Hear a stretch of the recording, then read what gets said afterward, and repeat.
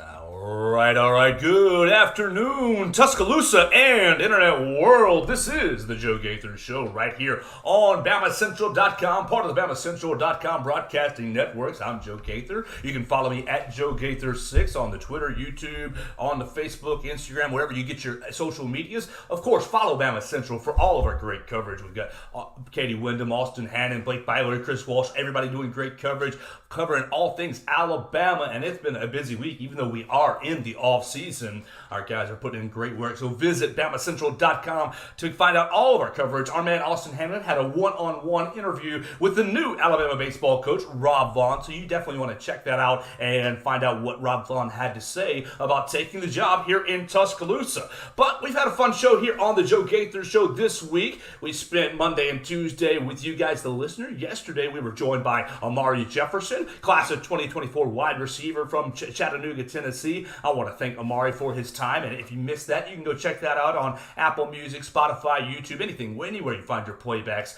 or on BamaCentral.com. Today we're joined by a special guest, my friend Christian Miller. Christian Miller, former Alabama Crimson Tide football player, linebacker for the Carolina Panthers. You hear him now on Crimson Tide Sports Network doing all kinds of great work covering Alabama, and you can hear him on Tide 100.9 on the Miller's Edge from 11 to 12 with his father, Corey Miller. Christian, thank you so much for carving out some time. I know you just did an hour of content. How are you doing? How are you doing today, sir? I'm great, man. What's going on, Joe? Long time no see.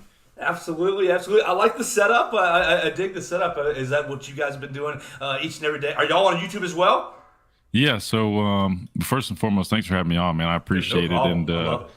yeah, man. So yeah, we're focused on our live show on Tide, which is 11 a.m. Central Time, Tide 100.9. But we also do have the YouTube channel set up where we don't really go live as much now that we're on Tide, but I'm pumping out content frequently on there. So cutting up interviews that we have on the show and then putting highlights from the show on there. But I think we might do like a little Miller's Edge extra on there at some point. But yeah, man. If anybody's interested in checking us out, it's at The Miller's Edge on all social media platforms. That's Instagram, Twitter, Facebook, even TikTok and YouTube. So trying to do as much as we can. But yeah, man, just excited to be on here with you. So I see you got new setup going. So yeah, I got me a little mic and stuff at home too. That way, if I need to do things like this or hop on YouTube. So I'm full on in the media game now. There you go. I need to upgrade my camera. Somebody came to me last week and said, Joe, we got to get you a better camera. I said, all right, I'll work on that. I'll get that going. I'm not sure if it's going to help the face or anything, but we're working on a great setup, and we're having a lot of fun on the new show. Dude, make sure you go follow Christian and Corey. They are doing great. I was driving around earlier today. Y'all had Brad Crawford on earlier talking about schedules and all kinds of things. It's been it may be the off season, but it's still very, very busy. I was told, though, to start this interview off by asking you about my old friend, Jeff in Tennessee. For people who don't know, Christian and his father took over my time slot on Tide 100.9, and there was a frequent caller. He lives in Tennessee. He's a Kentucky fan, and he just likes to call in and poke bears, stirs things up. That's all he tries to do. So you created that monster. Oh, no. He called Jacob Harrison's show, the 11 o'clock slot before me. Is it just that time slot, or does he call other shows? Yes. No. And he called Travis Ryer in the 11 o'clock time slot before Jacob. No, it's just been, I guess it's 11:15. I got to call Tuscaloosa and let them know that, they ain't bleep or anything. I don't know. Well, here's the thing, man. And our emphasis on having callers is what we pride ourselves on, trying to get people involved. So we welcome it, even with some of his very hot takes. But the only issue is, again, and Julian is saying it now, the potty mouth, you can't cross the line, right? And that's our biggest thing. And we don't have a problem with you disagreeing with us. That's what makes the conversation. You don't want a conversation filled with everybody saying yes, right? You want some disagreeing, but when you get a little disrespectful and start using some language you shouldn't use, you're kind of crossing the line. But to answer your question, Joe, it's been exciting. He definitely is everything you summed him up to be and more. But hey, that's part of it. We have fun with it, and we're just glad to be on there with that platform. Well, I'm very glad that you are here, and I know you guys are taking off on Tide 100.9. I get great people text me all the time. Man, that Corey and Christian, they're doing great. I said, yes, they are, and I'm very happy about that. Christian, I thought about you I thought about you this summer a couple of weeks ago when some news hit. With Tony Mitchell. Tony Mitchell is basically. I'm bringing you on here to talk all things Alabama football. You already know that. We're telling the listener. Tony Mitchell, 5-star safety, got himself into trouble over spring break. Is a freshman and obviously is now 3 years of probation, and he's in trouble. He's in the Coach Saban doghouse. But a couple of weeks ago, he comes out on social media and basically he's speaking to a group, and he's reading a letter, kind of apologizing and saying, "This is what I've learned, and this is what I'm going to go do forward." And I thought about that, and I thought, I don't know if that's the best thing for him to be doing right now. And then I think, well, maybe I don't know. Maybe I don't know him. Maybe I don't know the situation, or maybe I don't know what he's been told to do by maybe administration. So maybe educate me from that, because I see Tony Mitchell and I see, okay, you've been arrested, you're on probation, you've obviously got a list of things to do to get yourself back into good graces, and I want him to do that. I'm pulling for him to learn some lessons. Obviously, 18 years old, you don't want anything to ruin your life at that age. Right. But what goes into, hey, I'm going to take this step and go on social media and kind of let everybody know that I'm sorry for making this decision and embarrassing myself? Well, I think he's just trying to go out there and recover his public image, right? Obviously that was damaged along with a lot of other things, when you make a decision like that. But first and foremost, I want to say, life is about lessons. Sometimes you learn from other people. Sometimes you learn from the decisions that you make. Obviously, you'd prefer to learn from other people's mistakes, but unfortunately, sometimes you learn from your own downfalls and mistakes, and that's okay. Coach Saban is no foreigner of second chances. Look, he's going to, receive his disciplinary penalty for, his actions, and he's been reinstated, which I think is great. You're talking about a young guy that, again, made a mistake. I know Coach Saban says there's no such thing as, wrong place, wrong time, and I understand that. But obviously, Coach Saban understands he's a young guy, a young man at the end of the day who made a mistake. And Coach Saban would always say this, in terms of forgiveness and second chances, what better position would a guy be in, right? What's the better position? A guy just made a mistake. Would it be him staying in the program, us offering him counseling services, putting him through something to help him better himself and learn, or just kick him out to the streets where he might continue to go down that path and make those mistakes? So I'm not surprised by the decisions that were made.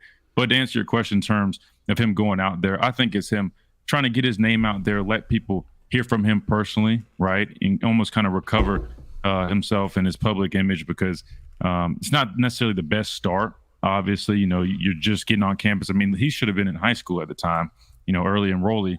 And unfortunately, you're in the news for being arrested. But again, it's life. Things happen. The biggest thing, though, is that he needs to learn from this and move on. But I'm not mad about him going out there and speaking on it and trying to offer, some advice, because to me, that shows growth and maturity. I've heard nothing but great things about him since the situation, how hard he's been working to kind of get back to where he needs to be. But I think it's good, pouring back into young kids. I think he was speaking to kids, if I'm not mistaken. So I think that, to me, that's good. You turn this unfortunate situation into a learning lesson for not only yourself, but to others, and pour into others. And typically when you're an athlete at the program, they do advise you normally to go through the media department, guys like Josh Maxson, before you speak to the media or do things. However, I don't think there's anything wrong with that. If anything, I think it's good that he was able to share a message to the youth. That last point was what made me think, I don't know if that's really in line with the Alabama way. The last point about going out there. But I think, obviously his message was very positive. And so it wasn't like, hey, you shouldn't say positive messages. His message was very positive. And if you looked at, I want to go back to your point about being such a hard worker and kind of scared, kind of on the right path since then. Mm-hmm. The arrest video was a little bit damning. I think my first thought was, oh my gosh, he's scared straight. He's like, I didn't expect to be here. Right. Well, yeah, because he probably didn't, right? And I think me and my dad were talking earlier on the show about how, Georgia has all these guys with all these citations. And I was saying, to me, it reeks of entitlement. It sounds as if there's been a culture that's brewed over there where guys are just feeling entitled. And what happens when you're winning, especially in a small town, I was comparing, Alabama's program is like a pro team. There's no pro team in Alabama. So especially when you're coming off of, national championships, the community is praising you. Everybody's, worshiping you. They're looking up to you as if you're Tom Brady or Patrick Mahomes, right? Because you're that type of image in Tuscaloosa. or a place like Athens. And that's kind of where I feel like it is. With some of these young guys nowadays, it's almost they're on a high horse because there's so much praise and you got NIL and all these things going on. And I just hope, we kind of get these guys back grounded and understand, life is life. You still have to make conscious and smart decisions because your future very well, could be at risk with one bad decision. We've seen that. We've seen some very unfortunate circumstances. So I just hope that these guys are able to stay grounded and level-headed and make sure they're not getting too high on themselves and out there just being too reckless and foolish because, again, you might be in a great position now as a student athlete at a prominent university, but that can be taken away from you very quickly if you're not smart. Absolutely. You bring up NIL, and I think that's right where I want to go to next. Last week, Coach Saban was up in Washington asking for maybe some blanket unification of rules, basically across the United States. What's been your? I mean, you would have crushed an NIL. We've talked about that before. you would have crushed it in college, especially being a great speaker, being such a great, good-looking man, and effective on the field. What's been your opinion of NIL post-college now that, okay, you're not getting to take advantage of it, you missed that wave, but you're very close to a lot of guys who are experiencing that right now? Well, I think Dion summed up my perspective perfectly and what I've been trying to say the whole time. And I'll go back first. I did a presentation in grad school basically on student athletes receiving compensation, and it basically was more of an NIL model, not necessarily pay for play, but more so just allowing guys to capitalize on their name, image, and likeness after they've established a reputation for themselves in the community, in that respective university. They do great things on the field, but also off the field, right? If a company or business or brand wants to work with you because they see something in you, they like you as a representative of their brand or their company, I think you should be able to do that. You should be able to sign autographs. I think that's fair. And that was what I was excited to see when NIL was first introduced. However, what Dion said, I think summed it up. It's NIL versus collective. NIL is not the problem. NIL is what I just described is, again, companies wanting to work with you for your name, image, and likeness for the things that you've done on the field, but also off the field, those relationships you've built and established. Collectives, though, is really that's where you're seeing these universities solicit guys to come here, right? That's why you're seeing guys jumping in the portal and whatnot, because these schools are able to build these collective funds and they're trying to raise more and more. And there's so much disparity because other states are able to offer more in their collectives.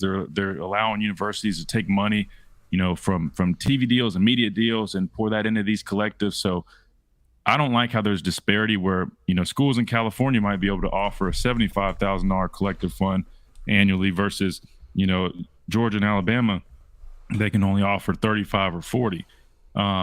But in terms of just my overall perspective, I was talking to a guy, that plays college football.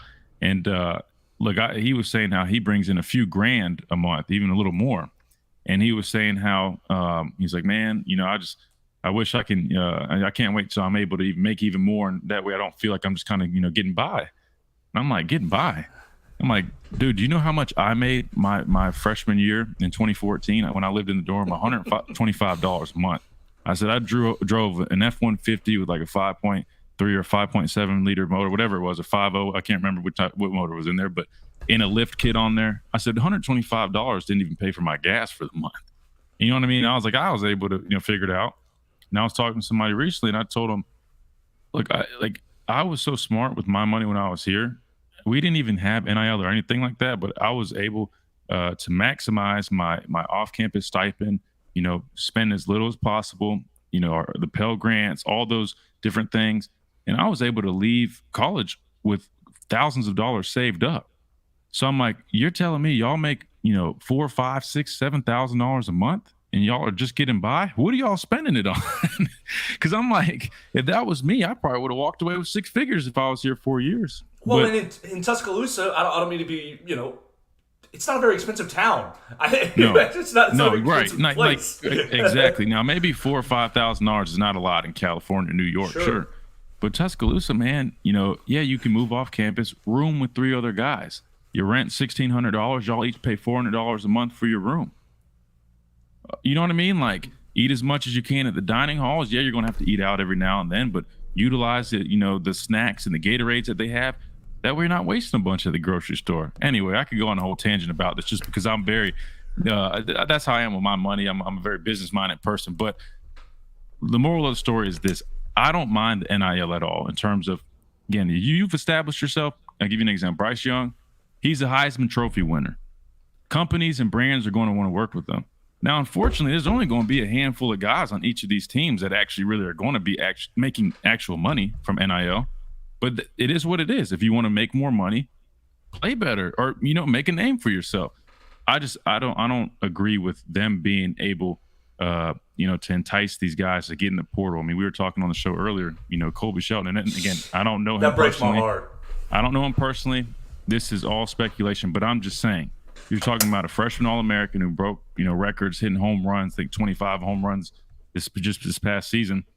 As a freshman, you can't tell me there's not other schools enticing him or soliciting him to come to their program, offering him some money. I mean, come on now, because I know it happens in football, so it has to be happening in baseball. It happens in basketball. It's the name of the game, and that's just what I don't like to see. I don't like seeing the amateurism being taken away from college athletics, because that's basically what we're seeing. When you have guys going into a portal for X amount of money, that's free agency. That's not college athletics. How do you determine, though, between, okay, Christian, you have played at Alabama and already, made a name for yourself and you're, have some status, so here's your NIL, versus you brought up Bryce Young, and he's a great example. Coming out of high school, everybody who follows football knew who Bryce Young was, knew that, oh my gosh, this kid's going to be so good, blah, blah, blah. DJ Uiagalelei, the same sort of thing. These quarterbacks, these highly touted prospects already have some value at the high school level. So where do you delineate, okay, you can't get a collective involved to, hey, here's you $100,000 to come to my school, but you are already valuable of sorts. We're not recruiting you if you aren't valuable. How do you determine that line there? Well, if you have value, you have value. I don't even necessarily think the university has to be in the middle of that, right? Like you just said, if you're a top-ranked recruit, you're going to have eyes on you. You're going to have a brand already. But again, the percentage of that is small. I said on the show the other day, I think over 1 million kids play high school football. Just shy of 100,000 actually get to play in college. Now, obviously, that's not even just on the Division I level, so that's even smaller. How many of those guys actually have true value come out of high school before they reach college? You mentioned Bryce Young, maybe the kid that just signed with Tennessee. I heard about him, the Nico guy, the long hair, Arch Manning. Okay, so 10 guys in the class, maybe. Thank you. That's what I said. I said maybe 10 guys in a class. So I said if you take 10 and divide that by 96,000 or whatever the number was, that guys that go play college, it's literally like 0.00001. Right. So that means that small amount of guys actually would have true value. Now, yeah, there'd be some guys. Like I was a top-ranked player in South Carolina. I'm sure I would have had some value back in South Carolina to maybe do some deal with the dealership or what. Yeah, sure. But the value that these guys are like demanding, and again, this is no disrespect to any of these services that have these value generators, but there's no way of really determining a true value, because at the end of the day, they're just it's a system. You'll never know unless you really speak to these brands and businesses. But to answer your question in terms of, how do you differentiate? Look, there's nothing, I don't mean to say there's anything wrong with collectives. I'm all for helping compensate guys. But again, there needs to be parity. It doesn't need to be overblown, because I just told you, I was able to survive off of whatever I was given when I was in college, right? And I'm not trying to, be that old guy that's mad. I'm not at all. I want these guys to be compensated. However, when it just keeps raising and raising, and then guys are going places for money, they're not even paying. Like, are you even worried about what degree you're going to get? Are you worried about the scheme that you're going to be in? Are you a good fit? Think about the 40-year decision. Do you want to be a part of that community for the rest of your life? Because when you go play for a team, you're a part of that brand, that community. That's why I wanted to come to Alabama. I wanted to be a part of that brand. I wanted to be a part of that community. It was a 40-year. My dad used to tell me that when I was getting recruited. Son, this is not a 4-year decision. It's a 40-year decision. Wherever you play college ball at, there's a good chance you end up being there frequently. You might end up settling down there, or at least that state. Your name will be there for a while. Your teammates, those bonds you create, that's a 40-year decision. And I just feel like we're getting away with that with some of this. But I guess that's a long-winded way of saying, look, Joe, if guys have value, they have value. But there needs to be some legislation or control over this whole collective thing, because at the end of the day, They're driving these collectives up. And let's just be honest. I mean, again, probably 80% of the guys aren't even worth what the collective's paying. It's more so them just being generous. Right. We're just got to be honest. They are. Yes. Last question on NIL, and this is more a specific situation. EA Sports coming out with their new game, offering $500 to players to participate. You've seen mixed reviews. Our man Malachi Moore says, "Ain't no way I'm backing out. I'm getting my $500 and I'm getting in the game." Christian, That's the move, right? Just give me my $500, take the picture, and get me in the game. Oh, 100%. I mean, hell, I'd let them put me in the game now for free, for all I care. I mean, dude, everybody grew up playing NCAA. I think it's better than Madden. And I think they stopped it in like 2013. And I got to school in 2014. So I really was like, are you kidding me? So like the year I get here, y'all take it away. And I'm like, I would have done it for free. Because, again, if you go back, man, I think like guys do understand like things like that. Like there's not really cash value doesn't really matter. Like you grew up playing those games. You just want to be in the game. And yeah, the game will capitalize. But $500 to me, that's a fair deal. You're in a video game. That increases your brand. You can tell people you're in a video game, companies you're in a video game. So yeah, I'm taking that $500. I'm being that game. I mean, I remember seeing myself on Madden for the first time. And I thought it was the coolest thing. I'm like, I'm finally on the video game without having to create myself. That's cool. Well, I mean, you think back, what, NCAA 05, 06, 07? Man, like, Vince Young was already Vince Young, but these brands just carry on. Oh, Taylor Mays played safety at USC. His character on NCAA was insane. So, like, these guys, in my opinion, they'd be very silly to pass up because you remember they don't need you to make the game. They can make linebacker 47. Yeah, that's what I was about to say. They'll just generate a guy like they started doing or that they were doing anyway. So yeah, I mean, dude, just take the $500 and be on a video game. I mean, again, especially with these collectives and other things, man, you got other money. Just take the money. All right, let's talk Bama football. Let's get back on the field real quick, and I really appreciate your time. We're talking to Christian Miller, former Alabama linebacker, Carolina Panthers linebacker. You hear him on Crimson Tide Sports Network and on the Miller's Edge on Tide 100.9 from 11 to 12 every weekday. Tell me about Kevin Steele. Kevin Steele comes in. Everybody's looking for a new replacement on Pete Golding. Pete Golding, frat boy. Everybody, has their opinions about Pete Golding. That aside, we're bringing in a new defensive coordinator, and people are talking discipline, people are talking tackling, people are talking fundamentals. What have you seen or what do you know about Kevin Steele? Are you excited about what he's going to bring to this 23 defense? Yeah, I am, man. I got to know him really well when I was being recruited. He actually took over my recruitment after Chris Rump, who was a former defense line coach here at Alabama. He had left. I think he actually left to go to Texas. But he left. Kevin Steele took over. Kevin Steele is a South Carolina native. He's from Dillon, South Carolina. So I got to know him well. Then I was with him in 2014. I was the outside linebackers, but he was inside linebackers coach. But I still was around him a good bit. And here's what I'll tell you about him. He's a hard-nosed, old-school football coach. He emphasizes physical and aggressive, units on defense. So again, like you said, the fundamentals. Squaring up, tackling, eyes up. Driving through contact, again, things you hear from all coaches, but he's going to drill on those things, right? He's not about trying to get too fancy or complicated. He really is going to, take Coach Saban's defense, and he's going to make sure guys are doing what they need to do in their respective roles. Dominating your box. We used to say that a lot in terms of just focusing on the guy in front of you, not worrying about doing too much, just doing your job. And if everybody's just doing their job and you're doing it collectively and are on the same page with no mental errors, that will be successful. But a guy with a lot of SEC experience, he went to Auburn, and if you look back, we were beating up on Auburn, but they had a really, really strong defense, really, really impressive defense, especially when he was there. So again, an old school guy is going to emphasize that physicality and violence, striking blockers, hat on a hat.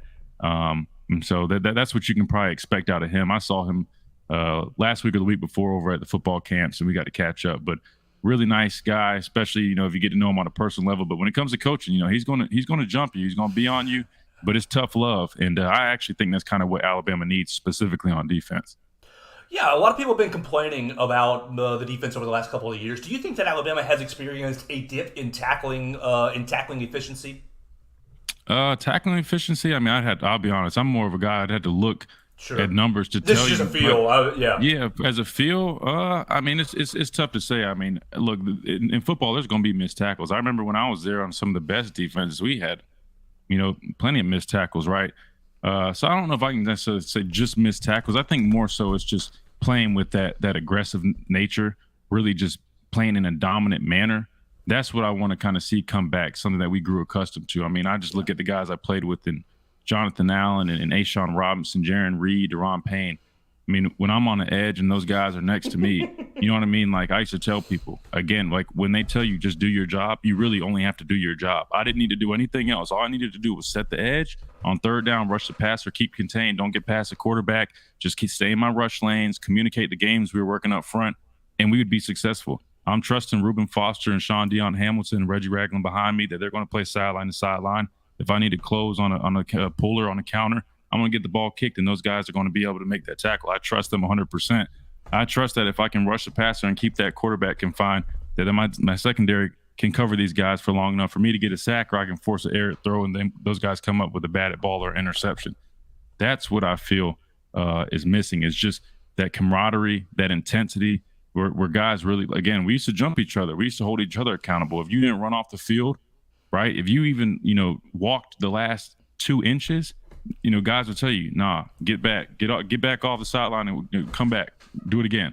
And that type of accountability was unmatched. I didn't see that other places. Granted, I didn't play anywhere else, but just when we would play against other people, you didn't sense that. You didn't sense that type of intensity, that accountability. And it all boils down to, look, man, you want to make people scared to play you. And I feel like just now we've kind of lost that a little bit. That factor of, when Bama comes on the field, the other team is already intimidated. We used to beat teams before we even before the first snap, because we get off the bus and you can just sense the fear in other guys. You could sense the intimidation, and so I think we just kind of got to get back to that. At least, defensively, we really need to get back to that intensity. Striking guys, playing on the other line of scrimmage, doing your job, winning your box, and playing for 60 minutes, finishing football games. Because if you look back, those 2 losses, Tennessee and LSU were all last-second losses, right? Very well could have been wins. And there's a couple other games that were wins, but they were close.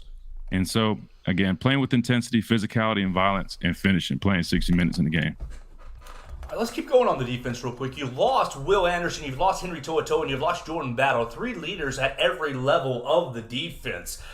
What is it like to replace? What is it like going into a year to replace those leaders? You're obviously you're having Chris Braswell, Dallas Turner on the edge to kind of maybe step into the Will Anderson role. You see Deontay Lawson going to play inside linebacker, and Malachi Moore is experienced safety.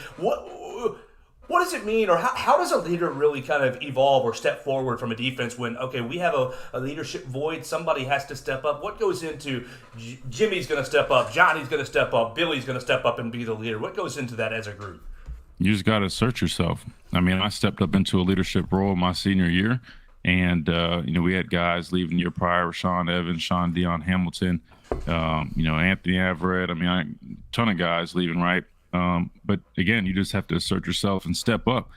Some guys lead differently. I always had been more of a lead by example guy. I'm more of a humble kind of, even keel kind of guy. But what I learned was I needed to alter my leadership style. So I became more of a vocal leader because that's what the team needed. We needed more vocal leaders, and I needed to step up. So how difficult was that for you to change a little bit? Oh, it's tough just because it's not something you're necessarily naturally, again, I'm not naturally necessarily that vocal guy because I'm more of a kind of like, I'll pick you up, I'll support you, whatever, but I'm leading by example. I'm more of a, I'll talk to you one-on-one. I'm with you. You need anything from me, man, you know where to find me. I'm like that big brother type of leader. But, but again, everybody's different. And again, with our program, you need vocal guys. And I felt that was lacking. And even though that wasn't necessarily me, I knew somebody needed to step up, so I took it upon myself. We'd have our players only meetings, which we've been doing for years. We didn't have too many guys speaking. I know I do media now, but I'll tell you right now, public speaking is something that is tough for me. At least it used to be. I'm a lot better at it now. Not necessarily not better, but I'm a lot more comfortable doing it now. But back then in school, when I was in college and stuff, you can ask anybody. You couldn't pay me to go give a presentation. I hate speaking in front of people. Hated it. But I had to do it because somebody had to step up. So you have to get comfortable being uncomfortable. I didn't necessarily want to, jump on a guy's back, but I had to learn to just do it because, again, that might have been his style. Me leading by example wasn't doing it. It wasn't getting it done. So sometimes you have to step up into those roles, and that was something that I did, and ultimately was voted a team captain. And I appreciate those guys voting me that. But yeah, you just got to be comfortable being uncomfortable. And at the bottom line is this, man: guys are going to follow the guys that are doing the right thing and they're having success. So it also helps, if you're a proven guy. And I'm not saying you can't lead if you're not, but obviously, you know what I mean. It's easier to follow guys that are having success. They're going out and doing it day in and day out because obviously they're doing something right. So you're going to want to be like them. So I think you need to have your best players able to step up into that role, and they might not be comfortable yelling at somebody or being a leader or holding somebody accountable, but you just have to do it because that's what's necessary in order to be successful. Christian, a lot of pundits, a lot of preseason polls, and everybody, looking at the 2023 season has Alabama as kind of the outside looking in, winning a national championship. It's ranked 7th or 8th, and a lot of people have LSU, leading the West and everything. Do you think that that's exactly where Nick Saban and the Alabama team really likes it? Because look, the last few years, Alabama's going to be number one, Alabama, the national champs. I don't know. I think Alabama performs best when it's like, all right, y'all counting us out, watch what we do. How do you feel about that dynamic going into the year? Well, I'll be honest, man. Speaking for Coach Saban, I don't think he cares one way or another. I mean, I think in the back of his head, he probably feels disrespected. But just like you saw when he was on that cast, and what's the guy's name from Georgia? David Pollock. Yeah, David Pollock kind of made that comment about Georgia being on top. Obviously, he wasn't going to publicly say something. Did it probably piss him off? Sure. But again, knowing Coach Saban, he truly focuses on himself and his team. He's not worried about pundits. To be honest with you, he probably doesn't even see what we're seeing, just to be fair. So from his perspective, I don't think he cares one way or another. His primary focus is getting the best guys on the field that gives the team the best chance to be successful and win football games. As a team, we see that. We're younger. We have social media. And I remember seeing stuff. And you're right. We did respond. I remember, Cochran used to do a good job of almost kind of feeding us that, Coach Saban calls it rat poison, but we would see in the weight room, Coach Cochran would print, tweets out or a quote from a guy from another team saying something that week we're playing them. And so, yeah, that does give you some motivation. But at the end of the day, I think what Alabama needs to do is basically take Coach Saban's approach. I wouldn't, to me, after coming off of last year, not making the playoffs and having those, those heartbreaking losses, that's all the motivation I need. If you need motivation from these pundits, these people in the media, even though I know I do it now, but I hate to say this, but these people that are just talking, then to me, then your priorities are messed up. Because to me, if I was on that team last year, that's all the motivation I need. I don't need to read or see or hear anything else. Losing to Tennessee like that and dealing with that and losing to LSU and then hearing Coach Kelly bragging about it, even though they got blown out by Georgia a couple weeks later, that's all the motivation I need, Joe. I'll be honest with you. That's got me ready to roll, and I'm not even playing right now. I want that revenge for them. you never had the field. You never had the field rushed on you, did you, in your college career? Oh, well, Auburn. Oh, kick six. Auburn. Yeah. Well, no. Well, so not even kick six. 2017, my first game back from tearing my biceps muscle. We lost to them at Auburn. They all kind of jumped. Now, luckily, I kind of was already we were kind of making our way off the field, and for some reason, I think it took the fans almost longer for them to get out there because I don't really remember them all around me or really too close to me. But so that would that would probably be the only time, because in 2014 when Ole Miss swarmed the field and we lost on the road, I was redshirt. I didn't travel that game, and then when we lost in 2015 Ole Miss, we were at home, so obviously nobody was on the field then. That was one of the flukiest bleeping games ever. Oh, man. They always used to get so lucky. And that's why I'm kind of hurt that they're not on the schedule for 24. I was saying, Ole Miss and Mississippi State, I didn't realize how, significant or meaningful those games felt until I saw them not on the schedule. But, it is what it is. I am excited, though. I hate that, I love that South Carolina's coming to Tuscaloosa because, that was the hometown team growing up. But I hate I never got to play them. Then, of course, Alabama went to Carolina in 2019. I would have traded so much to be able to play in that game. If I could have gone to Williams-Brice Stadium and shut those fans up. Sandstorm going crazy. Oh, it's a great environment. Sandstorm is – hey, look, man, it's fun. But I just would – man, dude, I'm like born and raised from that area. So I'm talking about everybody I know would have been there. God, that would have been – but I'm saying that to say I am happy to see, there is more variety with the scheduling now. But it does kind of hurt seeing, Mississippi State, Ole Miss not on there, seeing, Auburn, LSU games not scheduled, or Carolina, Georgia. Just feels a little new, but like everything else, I think it's one of those things we're going to gripe about right now. Then as we get accustomed to it, we'll just kind of forget about the other stuff.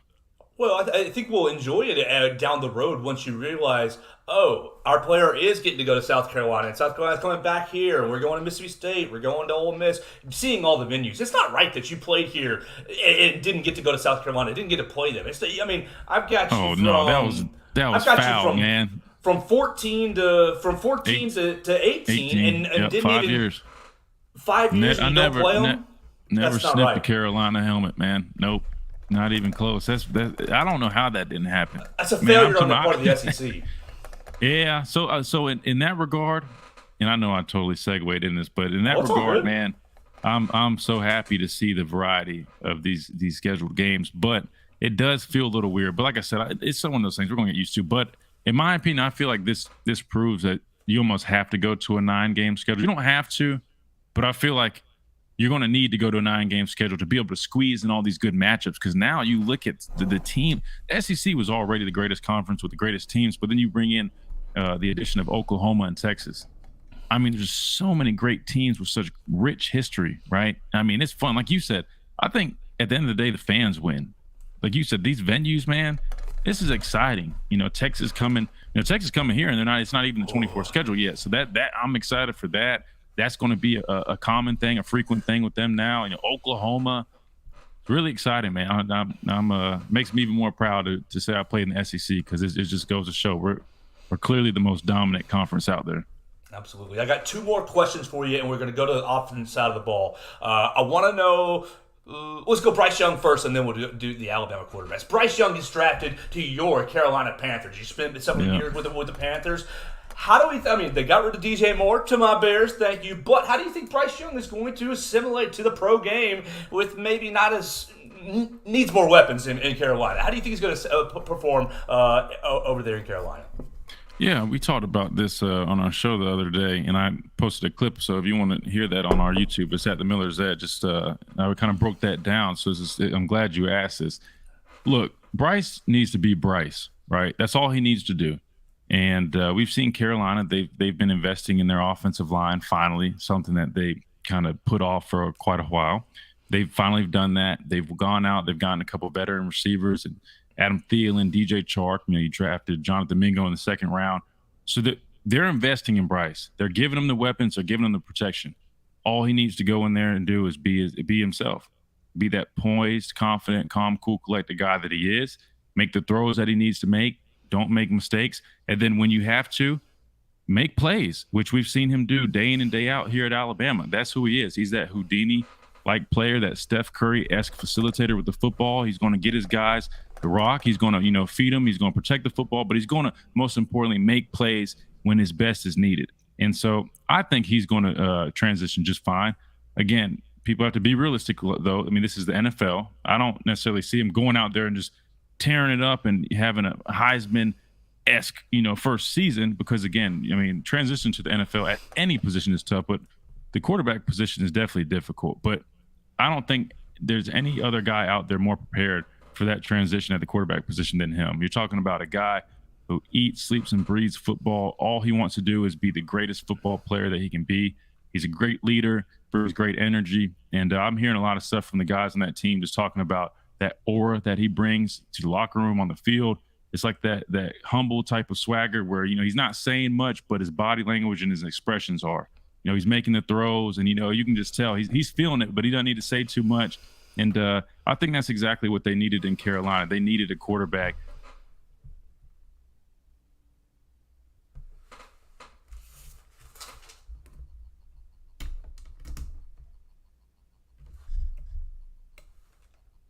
Christian, I think I just lost your audio.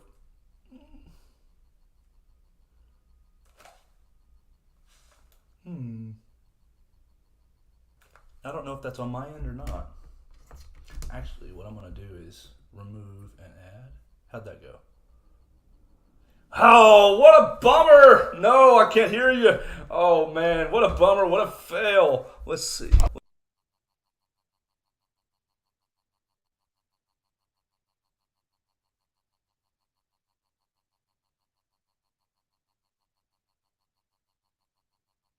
1, 2, 3, 4. No.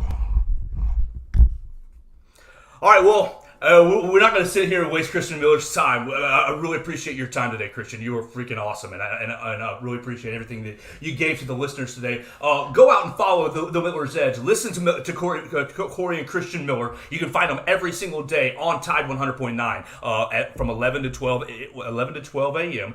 You can follow Christian Miller at Christian Millr on the Twitter machine. Christian was so grateful so gracious to give us his time today talking Alabama defense, talking Nick Saban. Oh, he's coming to try again. Let's see.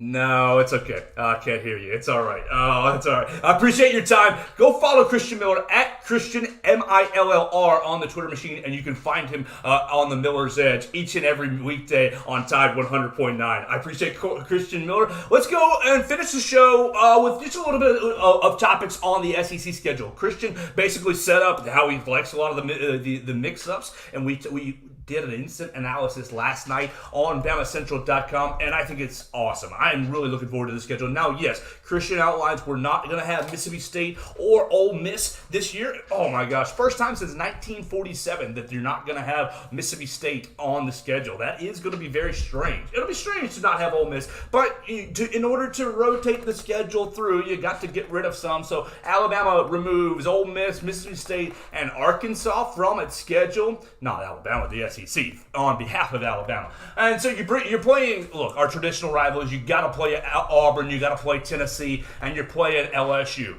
Great schedule. You Alabama fans may be looking at this schedule and say, oh my gosh, I see 5 losses. I see 3 losses. Who cares? I see competition. I see entertainment. I see 11 great games. Sorry, Western Kentucky. I see 11 great college football games on the schedule. I cannot wait to go to Wisconsin. I cannot wait to have South Florida come into Bryant-Denny Stadium. And then you're going to give me this schedule as an SEC schedule. We get to go to Oklahoma to play a league game. It'll be our first time going to Tennessee and LSU after losing last season. You get to go avenge those losses. I think the SEC did a fabulous job orchestrating a very difficult task. Essentially, what you heard last night from the social media sides of all 16 corners of the SEC was, oh my gosh, we got the unfair deal. It was unfair for us. Our schedule's too hard. Look, if you heard that 16 times, don't you think the SEC did a good job? Because Alabama fans are saying, you gave us Tennessee, LSU, and Auburn, and Georgia and Oklahoma. How unfair. All right. Well, you go over to Georgia's side. They got Tennessee, Florida, Alabama, and Texas? Come on now. That's not fair. Oh, so tough for Georgia. Oh, what about Tennessee? Were they easy on Tennessee? No, they get Alabama, they get Georgia, they get Oklahoma. Come on now. And the annual rivalry game with Florida. Come on. SEC did no one any favors last night for 2024. And because they did no one any favors, they did you a favor. The fan. They gave you a favor by saying, here is an SEC slate where you're going to have loaded games every single week. Marquee matchups every single week. And so I really, really cannot wait for 2024. I don't want to get ahead of us. To 2023 is going to be a lot of fun. I do think that the Alabama football team in 2023 is, honestly, talking about it with Christian, I think that because they've been slighted, because they've been underappreciated by the national media this summer, I think that the work ethic, the work ethic, the energy in the program is really at an all-time high. And I think Alabama is going to come out and perform very well in 2023. I'm excited about Kevin Steele. I'm excited about his fundamentals returning to the Alabama defense. I don't think that Pete was inherently bad schematically, but I think that there was a lack of attention to detail under Pete Golding. And I think you're going to get that attention to detail returning with Kevin Steele. So I really appreciate Christian Miller joining me on the program today. It stinks that we had a little audio issue there at the very end. That's no big deal. It's going to happen sometimes. We appreciate him. We're going to have him, throughout our time doing this show. I love him. I hope he enjoys coming on here. We'll have him every few weeks or so, reaching out to Christian for expertise on Alabama football. Tomorrow on the show, I want to tell you, I think I'm going to reach out to Nick Kelly. I'm going to reach out to Nick Kelly or Will Miller. We will have a guest tomorrow. I don't quite know who it's going to be yet. Still 23 hours away from tomorrow's broadcast. But look, stay safe out there. Lots of bad weather in the Tuscaloosa, West Alabama area over the last 2 days. Stay safe out there. I really appreciate everybody tuning in and listening. If you missed any of our episodes, you can watch us on YouTube. You can watch us on Twitter, on Facebook. Find me at Joe Gaither 6. Obviously, you can listen to us on Spotify and Apple Music, and we want you to click and read our material on BamaCentral.com. We appreciate BamaCentral.com putting us on each and every day. Follow Chris Walsh, that's our boss, at Writing Walsh. He is the man running everything for Bama Central. Appreciate him putting me on each and every day. Follow myself at Joe Gaither 6. You can find me on Twitter, Instagram, Facebook, for any place that you find the show. It's at Joe Gaither 6. And then, of course, you can find us on Spotify and Apple Music, The Joe Gaither Show on Bama Central. Let's encourage you to listen to the other two Bama Central podcasts, All Things Bama and Blue Collar Unplugged. Our friend Matthew Gibson and Blake Byler giving you all kinds of Alabama basketball coverage here coming up soon on Blue Collar Unplugged. So, for you, the listener, I thank everybody who sat around and watched us hang out with Christian Miller. There was a handful of you guys up in the corner. I appreciate that. And you guys listened to us on playback. I'm Joe Gaither. It was a great Thursday. I hope you guys have a great day. We will be back for the Friday edition of the Joe Gaither Show right here on Bama Central and BamaCentral.com tomorrow at 1 p.m.